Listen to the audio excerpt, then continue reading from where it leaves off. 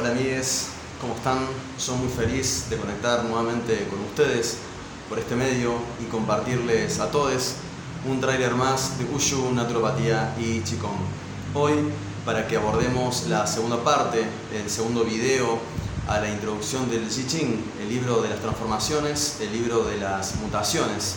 Y si bien sería recomendable que ustedes miren previamente a encarar este material, I Ching para todos uno, aunque de todas formas voy a hacer un pequeño resumen, una síntesis de lo que ya trabajamos, así los que vieron el video pueden aclarar algunas cuestiones y juntos introducirnos en otras perspectivas, ¿sí? de lo que vimos.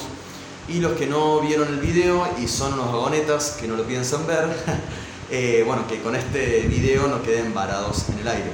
Así que comencemos. En el video anterior vimos que el I Ching, con sus 64 hexagramas, con sus 64 capítulos sincrónicos, significan un viaje al reencuentro con nuestra índole, con nuestra verdadera identidad o con nuestra misión.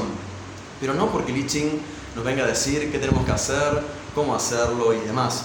De hecho, aclaramos en el video anterior que era incorrecto acercarse al I Ching en búsqueda de respuestas del tipo sí y no. Porque el I Ching es meditación, es cuestionarnos, es reflexionar, ¿sí? Es revivir esta idea de que una pregunta correctamente formulada trae dentro de sí las respuestas. Así que la práctica con el I Ching es generar un espacio de silencio, un uchi, como dicen los orientales, que es la vacuidad, la nadidad, ¿sí? Donde justamente cortamos con las reacciones, con los estereotipos, con esos automáticos o condicionamientos y damos lugar a que la creación, la creatividad y la naturaleza de la vida se manifiesten. Es un espacio de investigación y de libertad. Por eso lo denominamos como el oráculo sapiencial, porque es un método de indagación y de autoconocimiento. También decíamos que probablemente el I Ching es uno de los textos más antiguos de la humanidad, por lo menos de lo que se tiene registro. Por eso es prácticamente imposible ubicarlo geográfica y temporalmente en un sitio.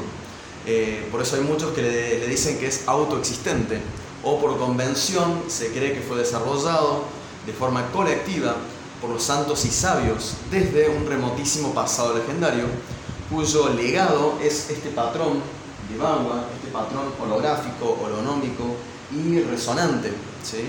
Que es un resumen de las relaciones entre lo inmutable y las transformaciones, entre el macrocosmos, esa protoimagen, ese inframundo que está abarcándolo todo por fuera, y el microcosmos, que es como todo esto subyacente, sublime e invisible de lo macro se expresa en lo micro, en el aquí, en el ahora, en los tiempos y en los espacios. Que esto, decíamos, no es otra cosa que diferentes formas de organizar, de ordenar el chi, que antes lo definíamos como el hilo común de todas las cosas. Es eso que los chinos denominan como vapor arroz, lo tangible y lo intangible, la energía a punto de materializarse y la materia convirtiéndose en energía, en donde todas las líneas superiores, decíamos que era la astronomía, está simbolizado por el círculo, ¿sí? Y acá fíjense, las 8 líneas superiores de los trigramas vendrían a ser los 8 planetas de nuestro sistema solar. Ya saben, Júpiter, Saturno, Marte, etc.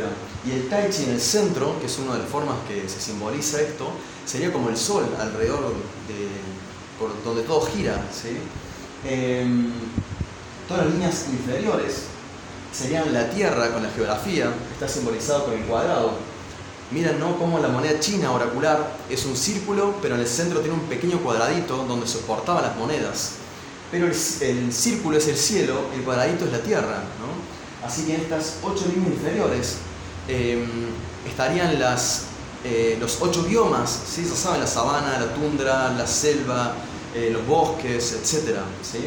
Y por último, las líneas medias de estos trigramas, que está simbolizado por el triángulo, que simboliza el fuego, es decir, el horizonte, por eso le pusimos la H, ¿sí? Por donde el sol nace y por donde el sol se oculta, ¿sí? Y como lo que está entre el cielo y la tierra seremos nosotros los seres vivientes, aquí estarían las 8 características comunes a los seres vivos, que investiga la ciencia actual, ¿no? Como el metabolismo, no sé, la homeostasis, el crecimiento y el desarrollo, etc., ¿no? O sea, fíjense ustedes cómo clasificaciones e investigaciones contemporáneas de la ciencia estaban en I Ching hace más de 5.000 años atrás. Y ni siquiera estaban en ideogramas, en ese conjunto de ideas que hacen un concepto, sino en algo previo al signo y al símbolo, que son estos trigramas y los hexagramas del I Ching. O sea, para aclarar esto, ¿no? Estas líneas, ¿sí? No son solamente la astronomía, ¿sí? O las áreas bióticas, ¿sí? O esta clasificación de la ciencia actual en los seres vivos. En este patrón estaría resumido de forma abstracta todas las funciones y propiedades, ¿sí?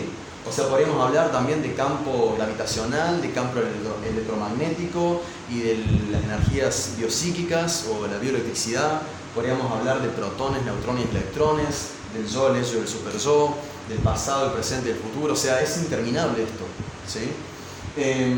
Donde la energía yang, el chi yang, ¿sí? El yang chi, que sería esa energía abrupta, en movimiento, fuerte, externa, estaría simbolizado por la línea entera de estos trigramas y hexagramas. Asociaríamos todos los números impares, ¿sí? Sería la parte representativa en la moneda china, la parte representativa que nosotros le podemos decir la cara, a la que le damos un valor 3, aunque no es el método tradicional, cuyos resultados al arrojar las monedas es el 7 como yang joven, línea en equilibrio, y el 9 como yang antiguo o viejo o línea significativa y móvil, ¿sí? Mientras que el Qi, el Yin Chi, la energía Yin, ¿sí? Que sería esto que está interno, que está en quietud, sería el lado oscuro de la montaña, está representado por las líneas partidas de los trigramas y hexagramas. Asociaríamos todos los números pares, sería el dorso de la moneda, a la que le damos el valor 2 por convención, porque repito que no es el método tradicional, ya que los valores están para las varillas milenramas, ¿sí? Pero bueno, poniéndole el valor 2, los resultados al arrojar las monedas serían 6 como Yin antiguo, línea armónica, significativo móvil, y el 8 como Yin joven o línea en equilibrio o constituyente. Bueno, después veíamos cómo aplicar toda esta información a una consulta, que era cómo generar un hexagrama, ¿sí? Que se construye desde abajo hacia arriba como un edificio y serían un conjunto de 6 líneas. Para esto es importante, decíamos, tener un anotador, un bloc de notas, un cuaderno, y que idealmente sea de uso exclusivo para el I Ching y para las terapias que uno realice. Así vamos llevando un registro, ¿sí? Donde siempre ponemos la fecha de la consulta, anotamos la pregunta, y siempre es bueno empezar por ahí con diagnósticos globales o generales, y una vez que los comprendemos, los asumimos, podemos hacer preguntas por áreas, ¿sí? No sé, diagnóstico laboral o económico, diagnóstico emocional y psicológico, puede ser espiritual, de relaciones familiares, etc. Y una vez también que hacemos propio estas respuestas y las podemos relacionar, ¿sí? Y entender con relación al diagnóstico global o general, recién ahí pasamos a las preguntas específicas o particulares, que serían ya los diálogos con los textos. Así, mientras arrojamos las monedas, las 3 monedas, generamos un hexagrama principal, ¿sí? Que es el que rige o donde está la respuesta. Pero si en este hexagrama tenemos 6 y o 9, podemos generar una tendencia que sería una de las posibilidades en la que el germen de esta situación se puede transformar, ¿sí? Esto sería transformando esas líneas 6 y 9 en sus opuestos, ¿sí? Como en este ejemplo. Y también veíamos cómo generar un hexagrama causal, que sería el movimiento inverso a la tendencia, donde son las líneas jóvenes, de 7 y 8 las que se transforman, mientras que las líneas antiguas quedan tal como están, ¿sí? Como en este ejemplo. Así generamos un hexagrama causal que nos da sabiduría o información de cómo llegamos a la respuesta del principal, ¿sí? En esto es importante aclarar 2 cosas, ¿no? Que son 2 errores comunes que he visto en general. porque hay muchos textos, videos, información que circula de cómo generar el principal y el de la tendencia, que por lo general están bien, pero no sacan el hexagrama causal con la excusa de que los sistemas de adivinación, a diferencia de los sistemas terapéuticos, no se ocupan en el pasado sino en el futuro. Y bueno, el I Ching no es un sistema de adivinación, ¿sí? Mientras que cuando se saca el causal lo hacen con un sistema erróneo, incorrecto, porque no permite las 64 combinaciones, ¿sí? O sea, hay hexagramas que nunca van a aparecer como causal, ¿sí? Y eso está mal, ¿sí? Por eso esta es la forma tradicional y correcta de extraer o generar hexagramas, ¿sí? Mientras que también hay otro error que se considera el causal como pasado, el principal como presente y la tendencia como futuro. Y eso también es incorrecto, porque sabemos que para medir los tiempos se toma en cuenta el hexagrama principal que empieza en el trigrama inferior y termina en el trigrama superior, el cual tiene que ser colocado en el patrón del cielo posterior, el microcosmos, ¿sí? Teniendo en cuenta el punto, la fecha de consulta como referencia. Por ejemplo, este hexagrama principal empieza en Ken, ¿sí? Y termina acá en Tui, ¿sí? Por ejemplo, si yo estoy en la montaña y termina en el lago, ¿sí? Si yo estoy no sé, en julio, por ejemplo acá en Can, acá tienen las fechas por cualquier duda, así le hacen un print y también lo pueden copiar en un papel. Si este hexagrama, decíamos, empieza en Ken y termina en Tui, pero yo estoy acá en julio, más allá de que el movimiento sea con el sentido de las agujas del reloj, da la impresión de que está en futuro todo esto, pero no, porque esto empieza aquí y termina aquí. Quiere decir que falta todo esto para llegar a mi tiempo actual. O sea, en ese caso la respuesta estaría en pasado, ¿sí? Mientras que, si tengo un hexagrama que viaja desde Ken hasta Tui, por eso estoy acá en diciembre, en Li, por ejemplo, en ese caso sí, todo esto sería pasado, cuando llego a Li sería presente y todo esto que me queda aquí sería futuro. Es decir, que para la medición de tiempo, hasta que no pasa por el tiempo de consulta, se trata de pasado. Cuando llega hasta mi tiempo de consulta, empieza el presente. Y solamente después de pasar por mi tiempo y sigue caminando hacia adelante, eso es futuro, ¿sí? De esta forma, obviamente, que el principal, que es donde está la respuesta, que es el que rige, el causal estaría antes del principal, obviamente, ¿sí? Y que la tendencia estaría después, ¿sí? Pero no siempre el principal está en tiempo en presente. Muchas veces estamos en un pasado energético, en un pasado psicológico, ¿sí? En las respuestas. Y esto es importante. Después también vimos cómo medir las líneas, el tiempo de las líneas para la acción y cuándo se van a presentar las diferentes tendencias. Para eso hay que tener en cuenta que cada uno de estos trigramas vale aproximadamente 45 días. Así, por ejemplo, para calcular este hexagrama principal, tenemos que hacer 45 por 1, 2, 3, 4, 5, 6, que es el viaje de ese hexagrama. 45 por 6 dividido en las 6 líneas del hexagrama y ahí tendremos un valor por línea, ¿sí?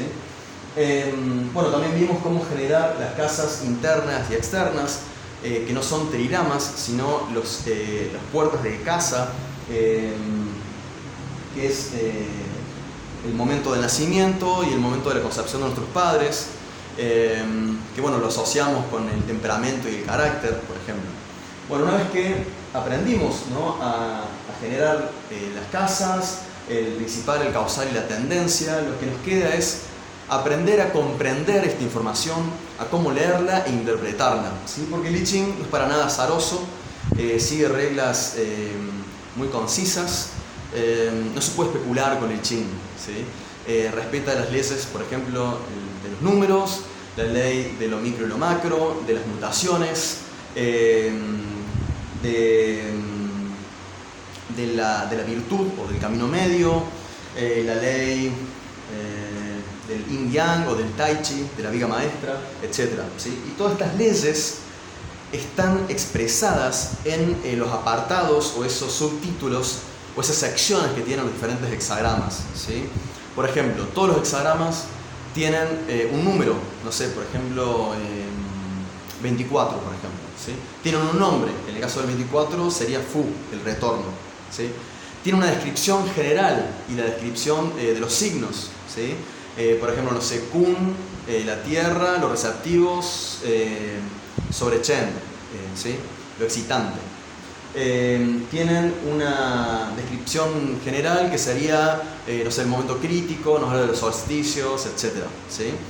Después tienen todos los hexagramas un juicio o un dictamen que fue desarrollado por el rey Wen, o reinterpretado más bien por él, en donde se introduce el simbolismo de los hexagramas en la armonía universal, ¿sí? Determinando presagios favorables y desfavorables del acontecer, ¿sí? A modo de advertencias o consejos, ¿sí? Y se dice que el I Ching, cuando habla, lo hace a través del dictamen, o cuando uno busca la voz es acá donde se tiene que enfocar, ¿sí? Por otro lado tenemos la imagen, que fue desarrollada o también más bien reinterpretada por los confucianistas, que esto describen la situación como tal y son un fiel reflejo de la realidad trascendental del acontecimiento. Se dice que cuando el I Ching se presenta lo hace a través de la imagen y que cuando uno busca construir, ¿sí?, es acá donde se tiene que enfocar. Y acá termina como la lectura obligatoria, sería de las casas, de los causales principales y tendencias, o cuando agarramos el libro en cualquier parte y lo abrimos, es esto lo que tenemos que leer. Pero después nos quedan las líneas, ¿sí? Que estas líneas se leen solamente cuando tenemos 6 y o 9, es decir, líneas significativas o móviles, y se leen solamente en el principal. Bueno, a excepción de las líneas sombra, que no lo vamos a ver en este video, que dará para un tercer video introductorio. Estas líneas fueron desarrolladas o reinterpretadas por el duque de Zhou, ¿sí? Y estas líneas son es como que sugieren la forma correcta, ¿sí?, de comportarse en una situación dada. Están asociadas con la acción, ¿sí? El tema de estas líneas es que, por ejemplo, si yo tengo 3 líneas de cambio, ¿sí?, y yo solamente comprendo, asumo y acciono en 2 y no la tercera, la tendencia nunca va a llegar, ¿sí? Porque en ese caso se meterían líneas y signos invisibles que yo no veo, que se le dicen líneas entreveradas, y signos emboscados, por ejemplo, que suplantan a estos signos, que tampoco lo vamos a ver en este video. Por eso, si bien uno podría leer, si tengo una línea, leer esa línea, si tengo 4 líneas, leer esas 4 líneas, y etc. Pero hay otra lectura, ¿sí?, en la que no se tienen en cuenta los entreverados, los emboscados, los nucleares, que va a quedar para el tercer video introductorio, que es la siguiente forma. Por ejemplo, si yo tengo una línea en movimiento, obviamente voy a leer esa. Si tengo 2, voy a leer esas 2 líneas, pero la línea superior de esas 2 va a ser la que voy a tener la respuesta, ¿sí? Ahora, si tengo 3 líneas, yo no leo ninguna línea, ¿sí? Voy a leer directamente el hexagrama tendencia, ¿sí?, y así voy a encontrar en los textos mi información, ¿sí? Ahora, si tengo 4 líneas de movimiento en el hexagrama principal, yo no voy a leer esas 4 líneas de movimiento. Voy a leer las 2 líneas asociadas a las 2 líneas que no son móviles del principal, pero en la tendencia, ¿sí? Es decir, voy a leer las 2 líneas que no están en movimiento, ¿sí?, en el hexagrama tendencia. Y la que va a regir de esas 2 va a ser la inferior, ¿sí? Mientras que si tengo 5 líneas en movimiento, ¿sí?, en el principal, la única línea que voy a leer es la única línea que me quedó sin movimiento, ¿sí?, sin transformación, en la tendencia, ¿sí? Mientras que si tengo 6 líneas en movimiento, en este caso yo no leería tampoco ninguna línea, sino que me voy directamente al tendencial y así voy a tener las respuestas que rigen, ¿sí?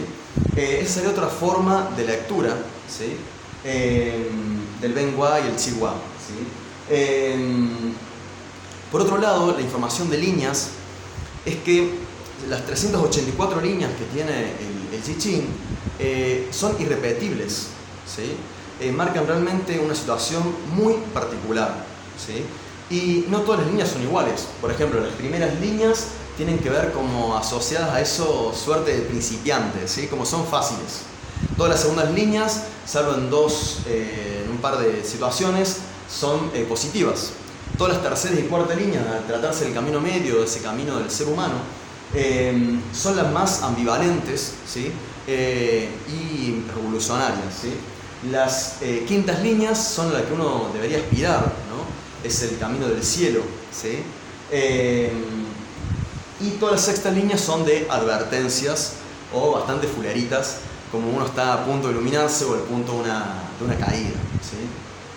Bueno, como ya para ir cerrando, lo que nos quedarían son como unas frases comunes en el I Ching que son recurrentes, como el hombre superior o el noble y el hombre inferior o el vulgar, que son partes intrínsecas de los seres humanos asociadas a esto del camino a la virtud en el noble o el superior, o este ser altruista, ¿sí? Sabio, ¿sí?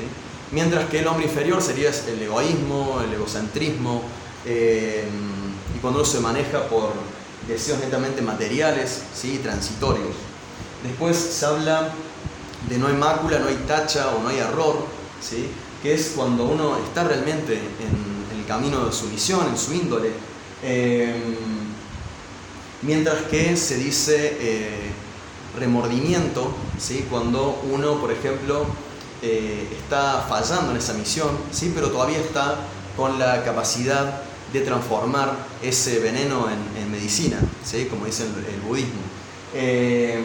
Mientras que se habla de humillación cuando uno no sabe, no puede o no quiere transformar la situación, ¿sí?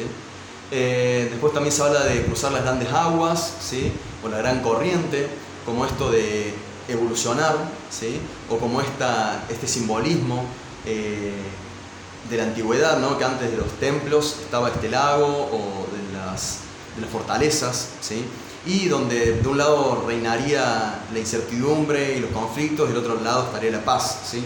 Por ahí el I Ching recomienda hacer esta transición y por momentos prefiere que uno quede en un tiempo en la situación que uno está, ¿sí?